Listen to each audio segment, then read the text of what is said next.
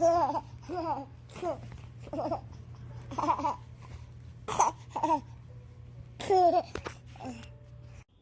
right. Welcome back to an episode of Will I Put It in My Deck? I'm your host, Jeremy Hayes, on Dagic. Today we are talking about Maelstrom Wanderer. We have two cards on the list to talk about today. Maelstrom Wanderer is just your typical Cascade deck. I believe I've spoken about him before. Them before. It before. Yeah. So let's get started. So simple enough. We have Chamil, the Inner Sun, for 6 generic mana. Legendary artifact. Spells you control can't be countered. That's great. At the beginning of your end step, discover 5. So cost 6. I cascade into it with Maelstrom. That's great. My next spells can't be countered. That's great. And then I get to essentially Cascade 5. I discover a somewhat better Cascade. I like it. I want to put it in the deck. I want to find a spot to put it in the deck. I have a couple options cards I was playing around with. This is definitely a good slot. It's about $20, $16 or something, so I might not buy it yet. I was just spent a lot of cards building the deck. But yes, the answer is yes. I want to put Chamil, probably Camille, the Inner Sun, into my Maelstrom Wanderer deck. Yes, it does everything I want it to do. I like it. The next card we have is Shriekwood Devourer. This is from one of the Duskmourn precons. 5 and 2 green, so that's 7. 7 is a sweet spot, right? You get the most value out of cascading from Maelstrom Wanderer, and that's how I think of it, as a sweet spot. 7/5 trample. Whenever you attack with one or more creatures, untap up to X lands, where X is the greatest power among those creatures.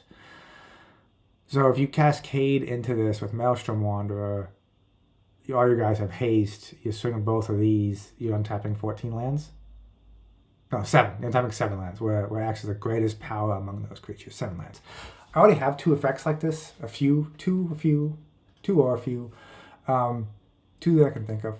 Effects like this in the deck. I'm just drawing blanks. The one is a Gruul Dragon. I gain mana of any color. 4/4. I get mana of any color for the total power of attacking creatures. That's gonna bother me. I'm gonna look him up here real quick. The other card I have is it's the green one. What are these cards called? I know what these cards are called. So with those 2 effects in there already, I'm already doing cool stuff with trying to, not trying to, but cast Maelstrom, cascade into these guys, attack, get a bunch of mana, do things as the second, in the second main phase. Right. All that does, it helps, right? I'm just looking for there's my Maelstrom Wanderer deck. If it's been updated. We'll see. The only thing it does is it extends my board even more, right? Like, I don't need to put them out. Maelstrom Wanderer is giving them haste. I have already at least 8 mana, probably more. I'll be able to do stuff next turn anyway.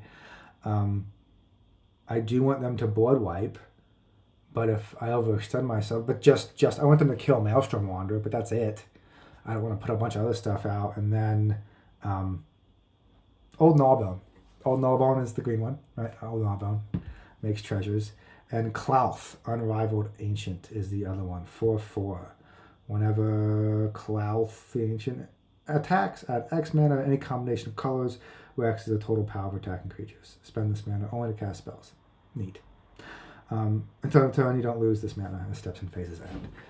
So I have those 2 ways already. I have a couple cards I could take out. Keeper of Secrets and Nelfasheen are cards that I was thinking about, playing with. The sequencing, the timing is off with them. I also have a few other cards that are similar to that. Enchantments. Wild Magic Sorcerer, and there's a green one that's similar to that, where like if I cascade into it, it doesn't do much, and it will only really help me on the next cascade. So it's a weird timing issue there that I've noticed when I play the deck. So those are cards that could come out for this. The 7-drop, 7/5 trample, which is always good, right? That's what I want to do. That's how the deck wins. It attacks with these big guys. So, yeah. The answer is yes. Short answer is yes. I do want to put this card in the deck. I want to put both of these cards in my deck.